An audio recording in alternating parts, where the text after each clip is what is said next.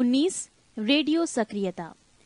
Radio सक्रियता की खोज फ्रेंच वैज्ञानिक हेनरी बैकरल, पी क्यूरी एवं एम क्यूरी ने किया था।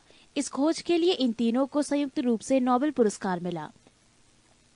जिन नाभिकों में प्रोटॉन की संख्या 83 या उससे अधिक होती है वो अस्थायी होते हैं। स्थायित्व प्राप्त करने के लिए ये नाभिक स्वतः ही अल्फा, बीटा एवं गामा किरणें उत्सर्जित करने लगती हैं। ऐसे नाभिक जिन तत्वों के परमाणुओं में होते हैं उन्हें रेडियो एक्टिव तत्व कहते हैं तथा किरणों की उत्सर्जन की घटना को रेडियो सक्रियता कहते हैं। गामा किरणें अल्फा एवं बीटा किरणों के बाद ही उत्सर्जित होती हैं। रॉबर्ट पियरे एवं उनकी पत्नी मैडम क्यूरी ने नए रेडियो एक्टिव तत्व रेडियम की खोज की। रेडियो सक्रियता के दौरान निकलने वाली किरणों की पहचान सर्वप्रथम 1902 ईस्वी में रदरफोर्ड नामक वैज्ञानिक ने की। सभी प्राकृतिक रेडियो सक्रिय तत्व अल्फा, बीटा एवं गामा किरणों के उत्सर्जन के बाद अंततः सीसा में बदल जाते हैं। अल्फा, बीटा एवं गामा किरणों के गुण। 1. उत्पत्ति ओरिजिन, अल्फा नाभिक से, बीटा नाभिक से, गामा नाभिक से। 2. प्रकृति नेचर, धनात्मक, बीटा की ऋणात्मक, गामा की उदासीन। 3. रचना, अल्फा की 2He की पावर 4, बीटा की 1E की पावर 0, गामा की फोटॉन।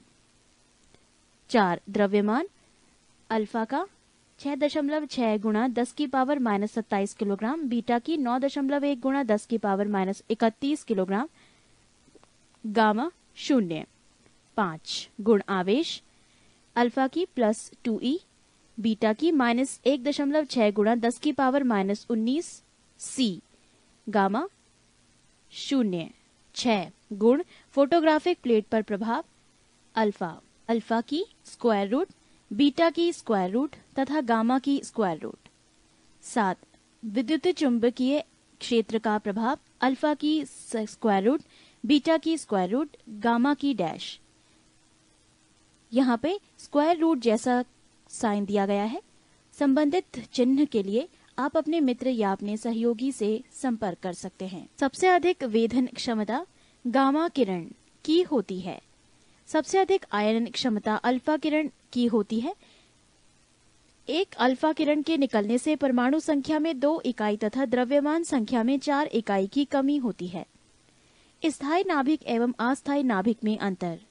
स्थायी नाभिक 1 निम्न परमाणु संख्या, अस्थायी नाभिक 1 उच्च परमाणु संख्या। 2 स्थायी नाभिक निम्न द्रव्यमान संख्या, अस्थायी नाभिक 2 उच्च द्रव्यमान संख्या। 3 स्थायी नाभिक छोटे आकार का नाभिक, अस्थायी नाभिक 3 बड़े आकार का नाभिक। 4 न्यूट्रॉन N/प्रोटॉन P=1, अस्थायी नाभिक न्यूट्रॉन अपॉन प्रोटॉन >1। प्रश्न 307। एक बीटा किरण के निकलने से परमाणु संख्या में 1 इकाई की वृद्धि होती है तथा द्रव्यमान संख्या पर कोई प्रभाव नहीं पड़ता है। अल्फा, बीटा और गामा किरणों के निकलने से परमाणु संख्या और द्रव्यमान संख्या पर पड़ने वाला प्रभाव को वर्ग विस्थापन नियम या सोडी-फॉजन नियम कहा जाता है। रेडियो सक्रियता की माप GM काउंटर से की जाती है। जितने समय में किसी रेडियो सक्रिय तत्व के परमाणुओं की संख्या आधी हो जाए वो उस समय उस तत्व का अर्ध जीवन काल कहलाता है। इसे प्रायः HL या T1/2 से सूचित किया जाता है। अभ्रकोष्ठ क्लाउड चैम्बर, इसका उपयोग रेडियो एक्टिव कणों की उपस्थिति का पता लगाने, उनकी ऊर्जा को मापने आदि के लिए किया जाता है। इसका आविष्कार CRT विल्सन ने किया था। जीवाश्म मृत पेड़ पौधे आदि की आयु का अंकन कार्बन 14 के द्वारा किया जाता है। इस विधि में जीवाश्म या मृत पेड़ पौधों में प्राप्त कार्बन के 2 समस्थानिक 6C⁻12 व 6C⁻14 का अनुपात ज्ञात करके आयु का निर्धारण किया जाता है। द्रव्यमान ऊर्जा संबंध, मास एनर्जी रिलेशन। 1905 ईस्वी में आइंस्टीन ने द्रव्यमान एवं ऊर्जा के बीच एक संबंध स्थापित किया जिसे आपेक्षिकता का सिद्धांत, थ्योरी ऑफ रिलेटिविटी कहा जाता है। इसके अनुसार द्रव्यमान एवं ऊर्जा एक दूसरे से स्वतंत्र नहीं है बल्कि दोनों एक दूसरे से संबंधित है तथा प्रत्येक पदार्थ में उसके द्रव्यमान के कारण ऊर्जा भी होती है। यदि किसी वस्तु का द्रव्यमान m एवं प्रकाश का वेग c है, तो इस द्रव्यमान से संबंध ऊर्जा E=mc² होती है। नोट: आइंस्टीन जर्मनी में जन्मे अमेरिकी वैज्ञानिक थे जिन्हें 1921 ईस्वी का भौतिकी में नोबेल पुरस्कार मिला। सूर्य से पृथ्वी को लगातार ऊर्जा ऊष्मा के रूप में प्राप्त हो रही है, जिसके फलस्वरूप सूर्य का द्रव्यमान लगातार घटता जा रहा है। आंकड़ों के अनुसार सूर्य से पृथ्वी को प्रति सेकंड 4 गुणा 10⁻26 जूल ऊर्जा प्राप्त हो रही है, जिसके फलस्वरूप इसका द्रव्यमान लगभग 4 गुणा 10⁹ किलोग्राम प्रति सेकंड की दर से घट रहा है। परंतु सूर्य का द्रव्यमान इतना अधिक है कि वो लगातार 1000 करोड़ वर्षों तक इसी दर से ऊर्जा देता रहेगा। 20. नाभिकीय विखंडन तथा संलयन। नाभिकीय विखंडन न्यूक्लियर फिजन वो नाभिकीय प्रतिक्रिया जिसमें कोई एक भारी नाभिक दो भागों में टूटता है, नाभिकीय विखंडन कहलाता है। विखंडन के दौरान उत्पन्न ऊर्जा को नाभिकीय ऊर्जा कहते हैं। सबसे पहले नाभिकीय विखंडन फिजन अमेरिकी वैज्ञानिक स्ट्रॉसमैन एवं हॉर्न के द्वारा दिखाया गया। इन्होंने जब यूरेनियम 235 पर न्यूट्रॉनों की बमबारी की तो पाया कि यूरेनियम के नाभिक दो खंडों में विभाजित हो जाते हैं। श्रृंखला अभिक्रिया चेन रिएक्शन। जब यूरेनियम पर न्यूट्रॉनों की बमबारी की जाती है तो एक यूरेनियम नाभिक के विखंडन पर बहुत अधिक ऊर्जा व 3 नए न्यूट्रॉन उत्सर्जित होते हैं। ये उत्सर्जित न्यूट्रॉन यूरेनियम के अन्य नाभिकों को विखंडित करते हैं। इस प्रकार यूरेनियम नाभिकों के खंडन की एक श्रृंखला बन जाती है। इसे ही श्रृंखला अभिक्रिया कहते हैं। श्रृंखला अभिक्रिया दो प्रकार की होती है। 1. अनियंत्रित श्रृंखला अभिक्रिया। 2. नियंत्रित श्रृंखला अभिक्रिया। पृष्ठ 309। 1. अनियंत्रित श्रृंखला अभिक्रिया अनकंट्रोल्ड चेन रिएक्शन। इस अभिक्रिया में 3 नए निकलने वाले न्यूट्रॉन पर नियंत्रण नहीं होता, जिसके कारण नाभिकों के विखंडन की दर 1, 3, 9, 27 के अनुसार होती है। फलस्वरूप ऊर्जा अत्यंत तीव्र गति से उत्पन्न होती है तथा बहुत कम समय में बहुत अधिक विनाश कर सकती है। इस अभिक्रिया में प्रचंड विस्फोट होता है। परमाणु बम में यही अभिक्रिया होती है। परमाणु बम एटम बम। परमाणु बम को बनाने के लिए यूरेनियम उष्ठक के अंदर 92 यूरेनियम की पावर 235 तथा प्लूटोनियम 94 प्लूटोनियम की पावर 239 का प्रयोग किया जाता है। ये नाभिकीय विखंडन के सिद्धांत पर आधारित है।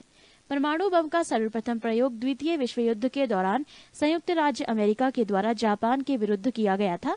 6 अगस्त 1945 एवं 9 अगस्त 1945 ईस्वी को क्रमशः हिरोशिमा एवं नागासाकी पर परमाणु बम गिराए गए थे। 2. नियंत्रित श्रृंखला अभिक्रिया कंट्रोल्ड चेन रिएक्शन। ये अभिक्रिया धीरे धीरे होती है तथा इससे प्राप्त ऊर्जा का उपयोग लाभदायक कार्यों के लिए किया जाता है। परमाणु भट्टी या नाभिकीय रिएक्टर में यही अभिक्रिया अपनाई जाती है। परमाणु भट्टी एटॉमिक पाइल या नाभिकीय रिएक्टर न्यूक्लियर रिएक्टर। सबसे पहला नाभिकीय रिएक्टर प्रोफेसर फर्मी के निर्देशन में शिकागो विश्वविद्यालय में बनाया गया। नाभिकीय रिएक्टर से संबंधित कुछ महत्वपूर्ण जानकारी। 1. रिएक्टर में ईंधन के रूप में यूरेनियम 235 या प्लूटोनियम 239 का प्रयोग किया जाता है। 2. रिएक्टर में मंदक के रूप में भारी जल या ग्रेफाइट का प्रयोग किया जाता है। मंदक रिएक्टर में न्यूट्रॉन की गति को धीमा करता है। 3. रिएक्टर में नियंत्रक छड़ कंट्रोलर रॉड के रूप में कैडमियम या बोरन छड़ को उपयोगी किया जाता है। इसकी सहायता से नाभिक के विखंडन के दौरान निकलने वाले 3 नए न्यूट्रॉन में से 2 को अवशोषित कर लिया जाता है। नाभिकीय रिएक्टर के उपयोग। 1. इससे प्राप्त नाभिकीय ऊर्जा से विद्युत ऊर्जा प्राप्त किया जा सकता है। 2.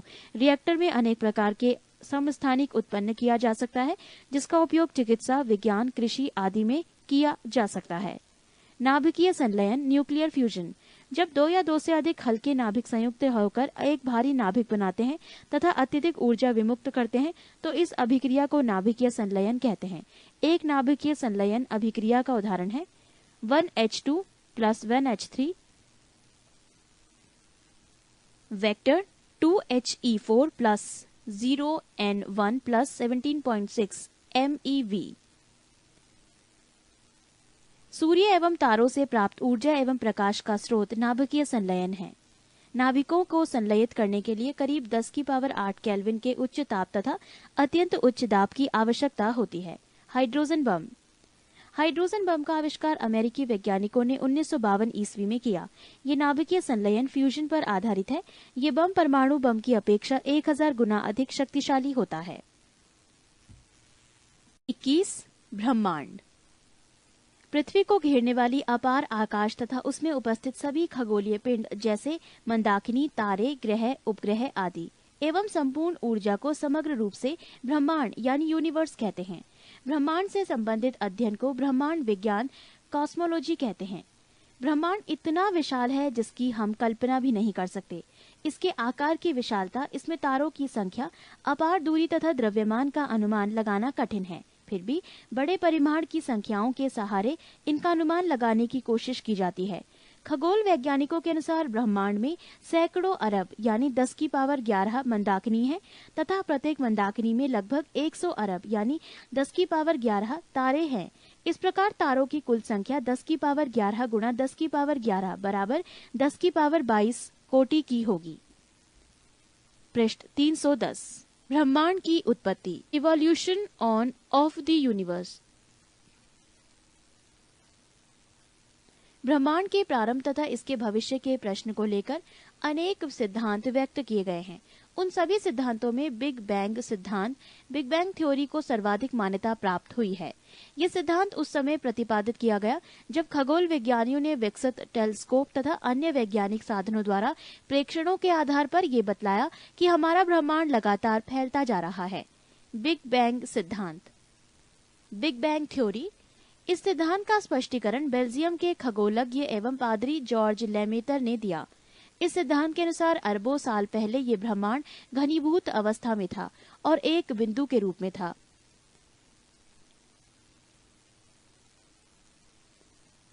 इस बिंदु को वैज्ञानिकों ने विलक्षणता का बिंदु, पॉइंट ऑफ सिंगुलैरिटी कहा है।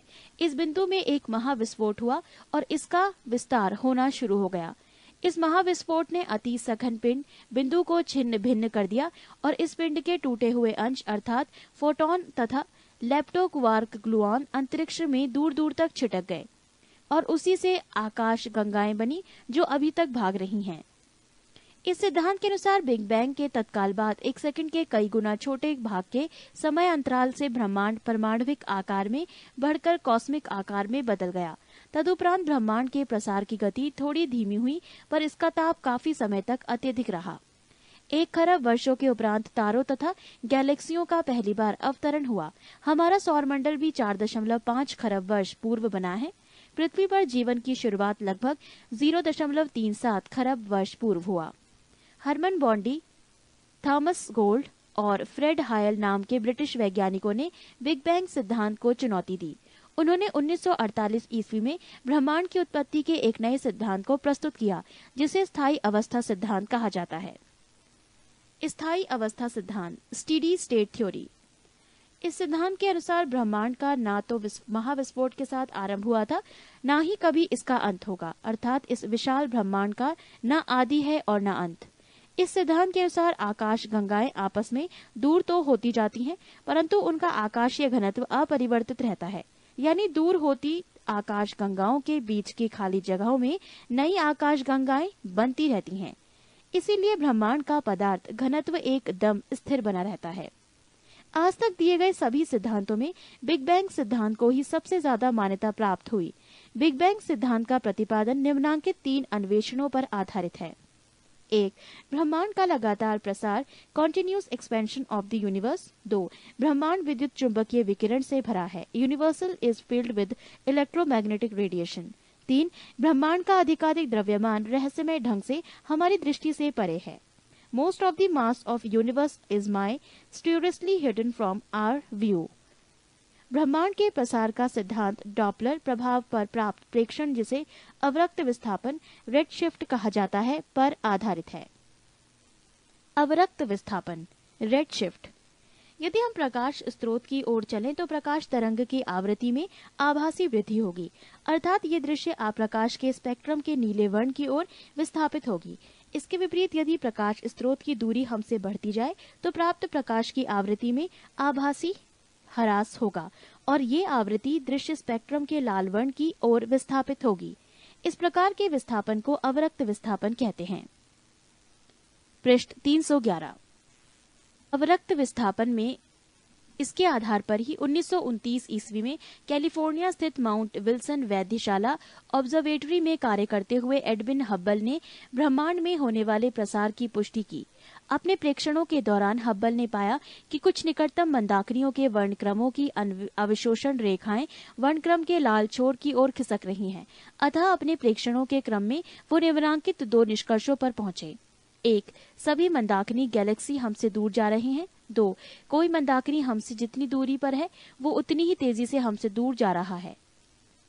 इस प्रकार मंदाकिनी का वेग v दूरी d के समानुपाती होगा, अर्थात v डायरेक्टर प्रोपोर्शनल d या v = hd। उपर्युक्त सूत्र को हब्बल का नियम कहते हैं। यहाँ h एक नियतांक है जिसे हब्बल नियतांक या हब्बल पैरामीटर कहा जाता है।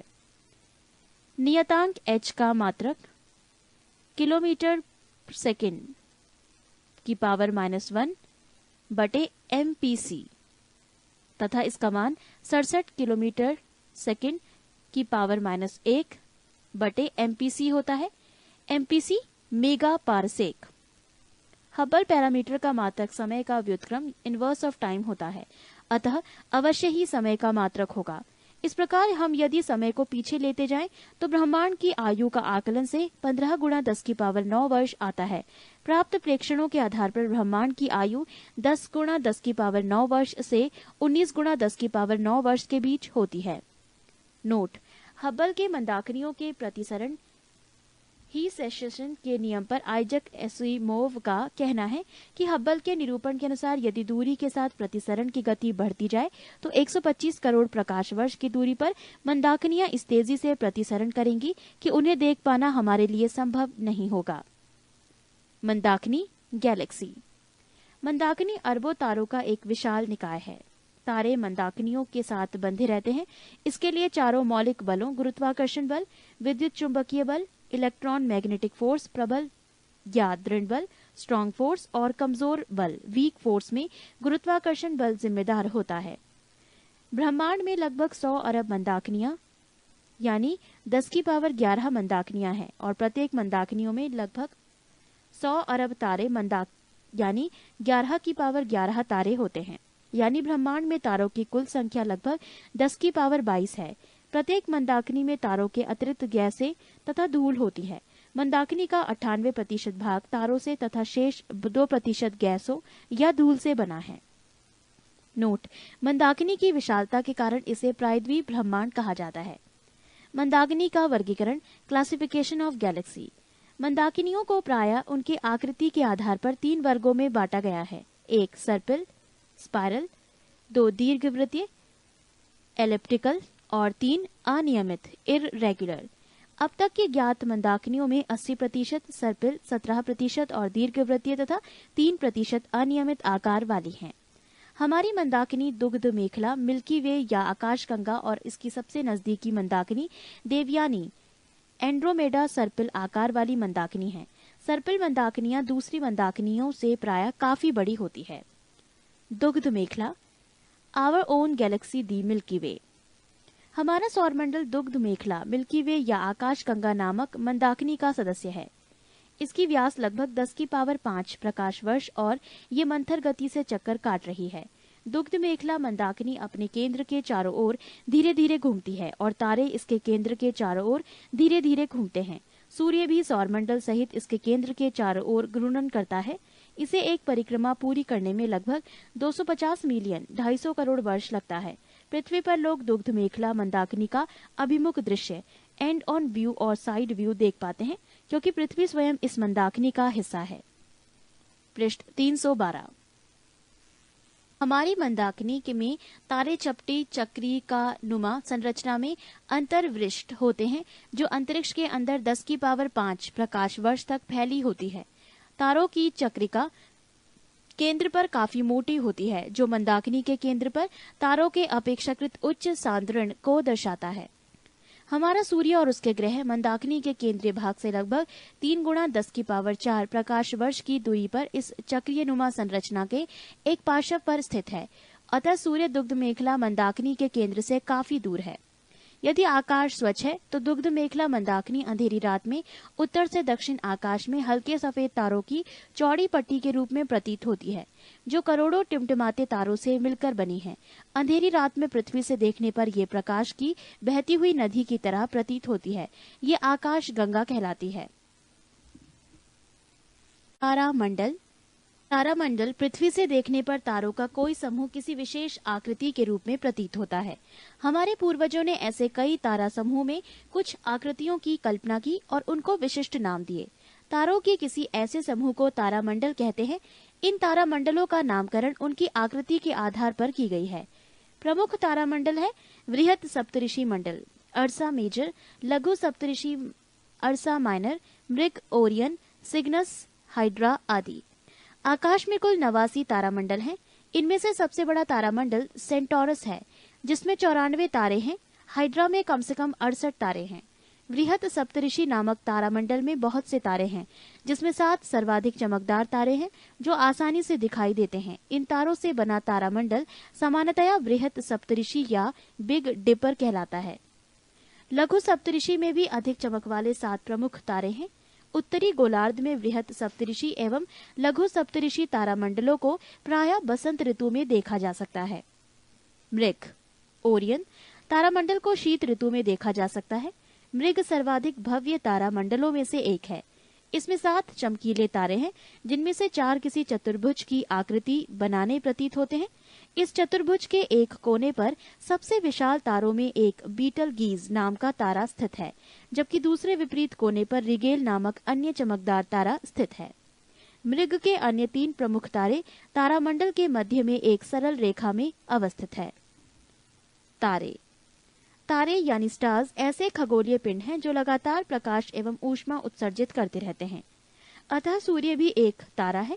भार के अनुपात में तारों में 70% हाइड्रोजन, 28% हीलियम, 1.5% कार्बन, नाइट्रोजन एवं नियॉन तथा 0.5% में लोह एवं अन्य भारी तत्व होते हैं। तारों को उनके भौतिक अभिलक्षणों जैसे आकार, रंग, चमक, दीप्ति और ताप के अनुसार वर्गीकृत किया जाता है। तारे 3 रंग के होते हैं, 1 लाल, 2 सफेद और 3 नीले। तारे का रंग पृष्ठ ताप द्वारा निर्धारित होता है। तारे जिनका पृष्ठ ताप अपेक्षाकृत निम्न होता है लाल रंग के होते हैं। उच्च पृष्ठ ताप वाले तारे सफेद होते हैं, जबकि वो तारे जिनका पृष्ठ ताप अत्यधिक उच्च होता है रंग में नीले होते हैं। प्राक्सिमा सेंटोरी। ये सूर्य के बाद पृथ्वी के सबसे निकट का तारा है। पृथ्वी से इसकी दूरी 4.22 प्रकाश वर्ष है। एल्फा सेंटोरी पृथ्वी से 4.3 प्रकाश वर्ष की दूरी पर है। सभी तारे ध्रुव तारा को छोड़कर रात्रि आकाश में पूर्व से पश्चिम की ओर चलते प्रतीत होते हैं, क्योंकि पृथ्वी स्वयं अपनी धुरी पर पश्चिम से पूर्व की ओर घूर्णन करती है। तारे विपरीत दिशा में पूर्व से पश्चिम की ओर चलते हुए प्रतीत होते हैं। अतः आकाश में तारों की आभासी गति पृथ्वी की अपनी धुरी पर घूर्णन के कारण होती है। पृष्ठ 313। ध्रुव तारा उत्तरी ध्रुव के ठीक ऊपर स्थिर प्रतीत होता है और उस समय उसके साथ अपनी स्थिति में नहीं बदलता है, क्योंकि ये पृथ्वी के घूर्णन की धुरी अक्ष पर स्थित होता है। ध्रुव तारा अर्सा माइनर या लिटिल बियर तारा समूह का सदस्य है। तारों का जन्म एवं विकास। Birth and evolution of a star. तारे के निर्माण का कच्चा माल मुख्यतः हाइड्रोजन एवं हीलियम गैस है। तारे का जीवन चक्र मंदाकिनियों में उपस्थित हाइड्रोजन और हीलियम गैसों के घने बादलों के रूप में एकत्रित होने के साथ आरंभ होता है। आदि तारा का निर्माण। Formation of A protostar.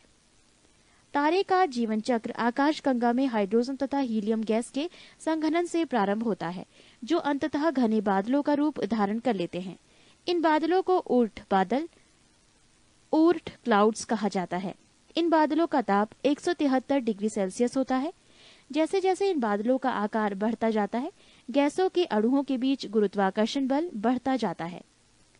जब बादलों का आकार काफी बड़ा हो जाता है, तब ये सूर्य के स्वयं के गुरुत्वाकर्षण बल के कारण सिकुड़ता चला जाता है। ये सिकुड़ता हुआ घना गैस पिंड आदि तारा प्रोटोस्टार कहलाता है। आदि तारा प्रकाश उत्सर्जित नहीं करता है। आदि तारे से तारे का निर्माण। Formation of star from protostar. आदि तारा अत्यधिक संघन गैसीय द्रव्यमान है जो विशाल गुरुत्वाकर्षण बल के कारण आगे भी संकुचित होता रहता है। जो ही आदि तारा आगे संकुचित होना आरंभ करता है, गैस के बादल में उपस्थित हाइड्रोजन परमाणु अधिक जल्दी परस्पर टकराते हैं। हाइड्रोजन परमाणु की ये टक्कर आदि तारे के ताप को अधिकाधिक बढ़ा देते हैं। आदि तारे के संकुचन की प्रक्रिया लाखों वर्षों तक चलती रहती है, जिसके दौरान आदि तारा में आंतरिक ताप आरंभ में मात्र -173 डिग्री सेल्सियस से लगभग 10⁻7 डिग्री सेल्सियस तक बढ़ता है। इस अत्यधिक उच्च ताप पर हाइड्रोजन की नाभिकीय संलयन अभिक्रियाएं होने लगती हैं। इस प्रक्रिया में 4 छोटे हाइड्रोजन नाभिक संलयित होकर बड़े हीलियम नाभिक बनाते हैं और ऊष्मा तथा प्रकाश के रूप में ऊर्जा की विशाल मात्रा उत्पन्न होती है। हाइड्रोजन के संलयन से हीलियम बनने के दौरान उत्पन्न ऊर्जा द्वारा आदि तारा को चमक प्रदान करता है और वो तारा बन जाता है। तारे के जीवन का अंतिम चरण, final stages of a stars life. अपने जीवन के अंतिम चरण के पहले भाग में तारा लाल रक्त दानव प्रावस्था रेड जायंट फेज में प्रवेश करता है।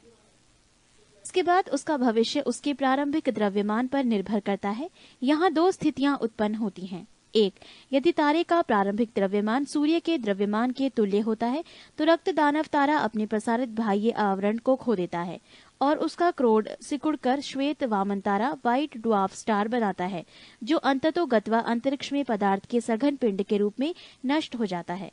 2, यदि तारे का प्रारंभिक द्रव्यमान सूर्य के द्रव्यमान से काफी अधिक होता है तो उसका बना रक्त दानव तारा अभिनव तारे सुपरनोवा स्टार के रूप में विस्फोट करता है और इस विस्फोटित अभिनव तारे का क्रोड संकुचित होकर न्यूट्रॉन तारा न्यूट्रॉन स्टार अथवा कृष्ण छिद्र ब्लैक होल बन जाता है।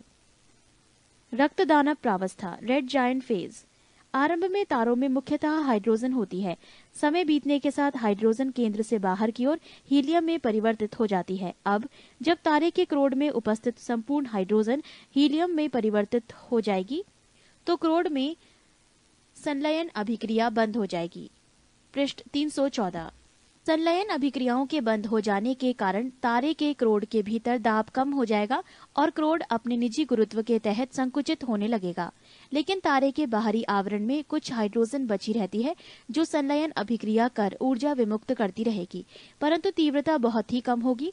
इन सभी परिवर्तनों के कारण तारे में समग्र संतुलन गड़बड़ हो जाता है और उसे पुनः व्यवस्थित करने के उद्देश्य से तारे को उसके बाहरी क्षेत्र में प्रसार करना पड़ता है, जबकि गुरुत्वाकर्षण बलों के प्रभाव के कारण उसके क्रोड में संकुचन होता है।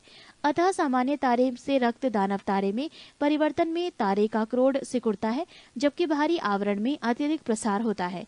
ये रक्त दानव तारा कहलाता है क्योंकि ये रंग में लाल और आकार में दानवाकार होता है। हमारा अपना तारा सूर्य अरब से अब से लगभग 5000 मिलियन वर्षों के बाद रक्त दानव तारे में बदल जाएगा। सूर्य का प्रसारित बाहरी आवरण तब इतना बड़ा हो जाएगा कि ये आंतर ग्रहों जैसे बुध, शुक्र एवं पृथ्वी को भी निकल जाएगा।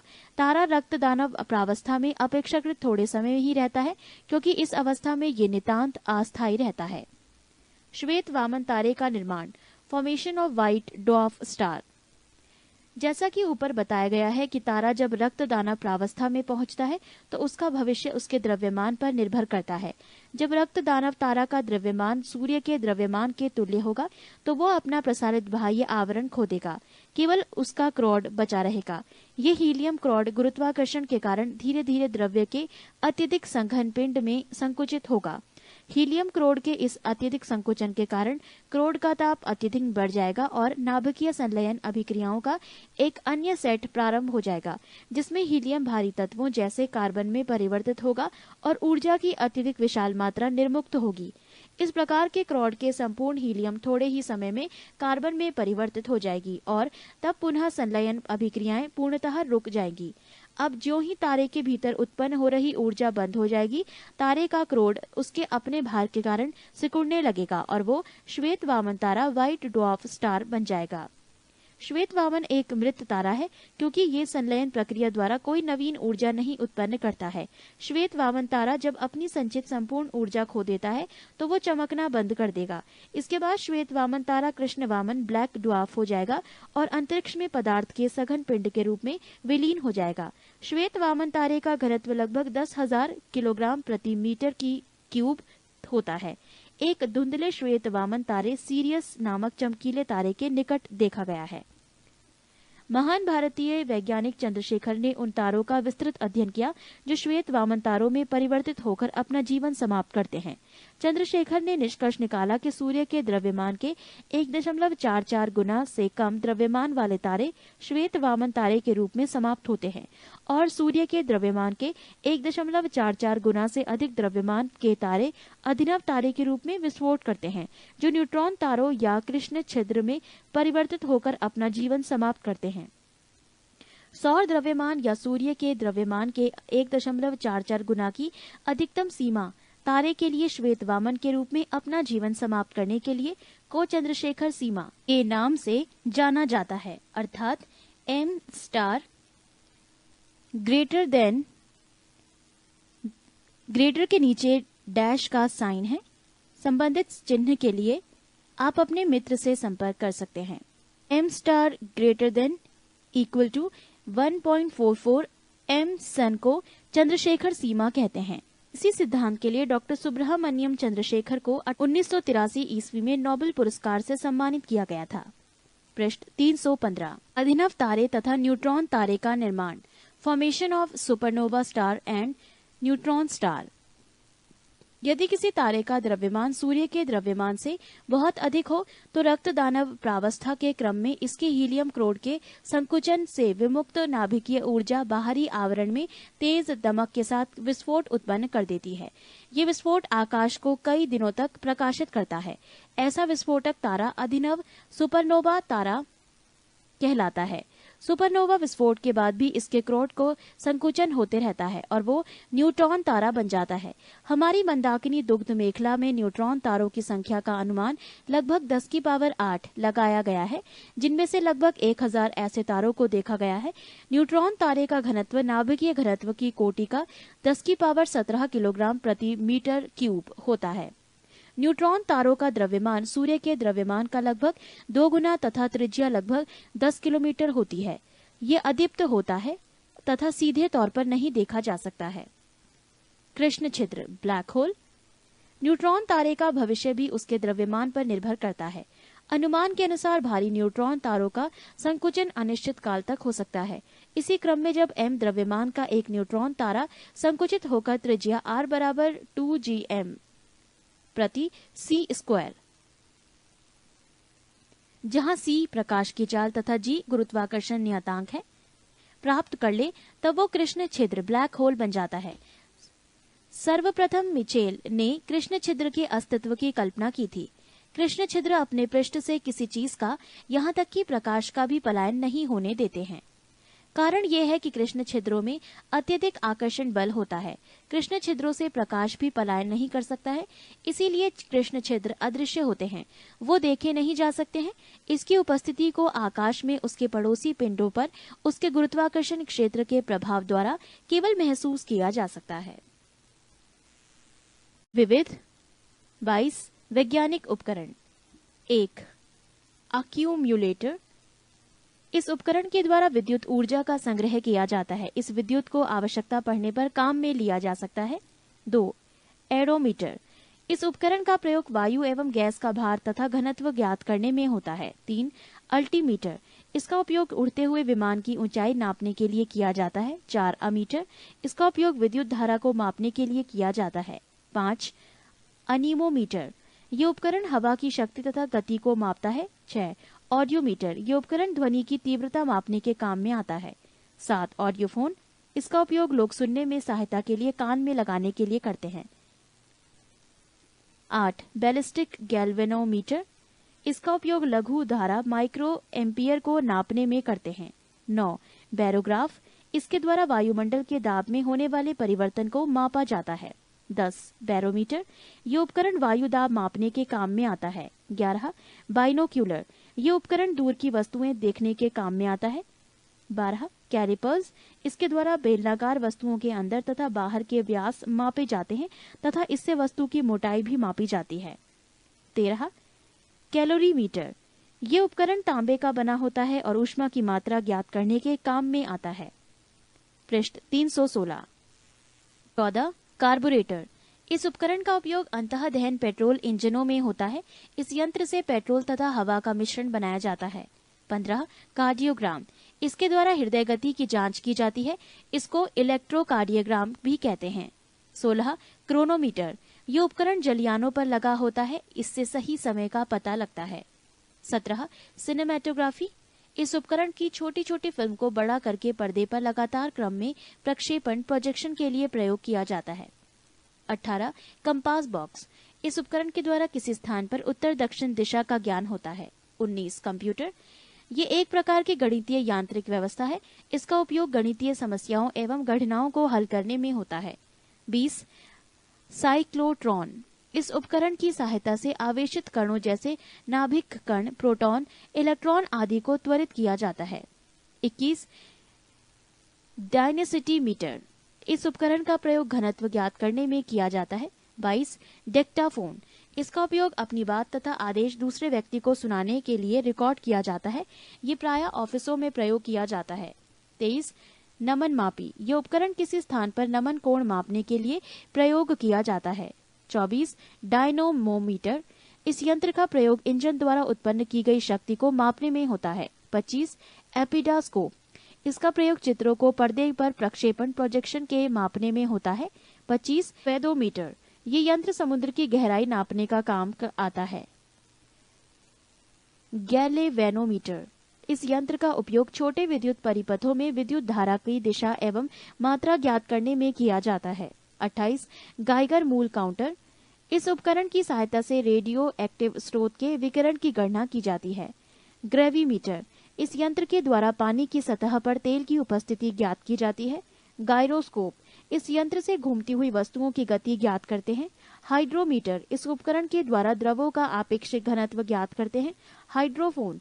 ये पानी के अंदर ध्वनि तरंगों की गणना करने में काम आने वाला उपकरण है। हाइग्रोमीटर। इसकी सहायता से वायुमंडल से व्याप्त आर्द्रता नापी जाती है। Screw gauge. इसका प्रयोग बारीक तारों के व्यास नापने के काम आता है। किलोस्कोप। टेलीविजन द्वारा प्राप्त चित्रों को इस उपकरण के ऊपर देखा जाता है। कैलेडोस्कोप। इसके द्वारा रेखा गणितीय आकृति भिन्न भिन्न प्रकार की दिखाई देती है। Lighting conductor. ये उपकरण ऊंची इमारतों के ऊपर उनके ऊंचे ऊंचे भागों पर लगा दिया जाता है, जिससे बिजली का कोई प्रभाव नहीं पड़ता और इमारतें सुरक्षित रहती हैं। 38. मेगाफोन। वो उपकरण है जिसके द्वारा ध्वनि को दूर स्थान पर ले जाया जाता है। 39. मैनोमीटर। गैस का दाब ज्ञात करने में इसकी मदद ली जाती है। 40. माइक्रोमीटर। ये एक प्रकार का पैमाना है जिसकी सहायता से मिलीमीटर के 1000वें भाग को ज्ञात कर सकते हैं। पृष्ठ 317. 41. माइक्रोस्कोप। ये छोटी वस्तुओं को आवर्धित करके बड़ा कर देता है, अतः जिन वस्तुओं को आंखों से नहीं देखा जा सकता उन्हें इस उपकरण से देख सकते हैं। 42. माइक्रोटोम। किसी वस्तु को बहुत छोटे छोटे टुकड़ों में काटने के काम आता है, जिनका की सूक्ष्म अध्ययन करना होता है। 43. ऑडोमीटर। पहिए वाली गाड़ी द्वारा चली दूरी नापने के काम आता है। 44. ऑसिलोग्राफ। विद्युतीय तथा यांत्रिक कंपनियों को ग्राफ पर चित्रित करने वाला उपकरण है। 45. पेरिस्कोप। पनडुब्बियों में उपयोग होने वाला ऐसा उपकरण जिसकी सहायता से पानी में डूबे हुए को पानी के ऊपर को दृश्य दिखाई पड़ सकता है। 46. पोटेंशियोमीटर। ये विद्युत वाहक बलों की तुलना करने में, लघु प्रतिरोधों के मापन में तथा वोल्टमीटर व अमीटर के कैलिब्रेशन में काम आता है। 47. पायरोमीटर। दूर स्थित वस्तुओं के ताप को ज्ञात करने हेतु इस यंत्र का प्रयोग किया जाता है। 48. फोनोग्राफ। ध्वनि लेखन के काम आने वाले उपकरण को फोनोग्राफ कहते हैं। 49. फोटामीटर। ये दो स्रोतों की प्रदीपन तीव्रता की तुलना करने में काम आता है। 50. Photo telegraph. ये फोटोग्राफ एक स्थान से दूसरे स्थान पर पहुंचने वाला उपकरण है। 51. साइट्रोटॉन। ये कृत्रिम मौसम उत्पन्न करने के काम आने वाला उपकरण है। 52. रडार। ये यंत्र अंतरिक्ष में आने जाने वाले वायुयानों के संसूचन और उनकी स्थिति ज्ञात करने के काम आता है। 53. रेनगेज। ये वर्षा नापने के काम में आने वाला उपकरण है। 54. रेडियोमीटर। इस यंत्र का उपयोग विकिरण की माप करने के लिए किया जाता है। 55. Radio telescope. ये एक ऐसा उपकरण है जिसकी सहायता से दूर स्थान की घटनाओं को बेतार प्रणाली से दूसरे स्थान पर देखा जा सकता है। 56. रिफ्रैक्ट्रोमीटर। ये पारदर्शक माध्यमों का अपरिवर्तनांक ज्ञात करने वाला उपकरण होता है। 57. सिस्मोग्राफ। ये भूकंप का पता लगाने वाला उपकरण है। 58 सेफ्टी लैंप, ये प्रकाश के लिए खानों में उपयोग होने वाला उपकरण है। इसकी सहायता से खानों में होने वाले विस्फोट को बचाया जा सकता है। 59 सेक्सटेंट, ये किसी ऊंचाई, मीनार आदि को नापने में काम आने वाला उपकरण है। 60 स्ट्रोबोस्कोप, आवर्तित गति से घूमने वाली वस्तुओं की चाल को इस उपकरण की सहायता से ज्ञात करते हैं। 61 स्पीडोमीटर, ये गति को प्रदर्शित करने वाला उपकरण है जो कि कार, ट्रक आदि वाहनों में लगा रहता है। 62 सबमरीन, ये पानी के अंदर चलने वाला छोटा जलयान है जिसकी सहायता से समुद्र की सतह पर होने वाली हलचल का भी ज्ञान होता रहता है। 63 स्पेरोमीटर, ये गोलीय तल की वक्रता की त्रिज्या ज्ञात करने के काम आता है। 64 बिस्कोमीटर, ये द्रवों की श्यानता ज्ञात करने के काम आने वाला उपकरण है।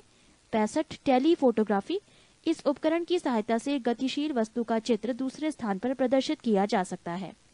66 टेलीप्रिंटर, ये समाचार प्राप्त करने का उपकरण है। इसकी सहायता से स्वतः ही समाचार टाइप होते रहते हैं। 67 टेलेक्स, इसके अंतर्गत दो स्थानों के मध्य समाचारों का सीधा आदान प्रदान होता है। 68 टेलीस्कोप, इस उपकरण की सहायता से दूर की वस्तुओं को स्पष्ट देखा जा सकता है। 69 टेल स्टार, ये अंतरिक्ष में स्थित ऐसा उपकरण है जिसकी सहायता से महाद्वीपों के आर पार टेलीविजन तथा बेतार प्रसारण भेजे जाते हैं। इस उपकरण को अमेरिका ने अंतरिक्ष में स्थापित किया है। पृष्ठ 318। 70 थर्मोस्टेट, इसके प्रयोग से किसी वस्तु का ताप एक निश्चित बिंदु तक बनाए रखा जाता है। 71 थियोडोलाइट, ये अनुप्रस्थ तथा लंबवत कोणों की माप ज्ञात करने के काम आने वाला उपकरण है। 72 एक्टिओमीटर, सूर्य किरणों की तीव्रता का निर्धारण करने वाला उपकरण है। 73 होवरक्राफ्ट, एक वाहन जो वायु की मोटी गद्दी कुशन पर चलता है। ये साधारण भूमि, दलदली, बर्फीले मैदानों, रेगिस्तानों पर तीव्र गति से भाग सकता है। इस वाहन का भूमि से संपर्क नहीं रहता। 74 टैकोमीटर, ये वायुयानों तथा मोटर नाव की गति को नापने वाला उपकरण है।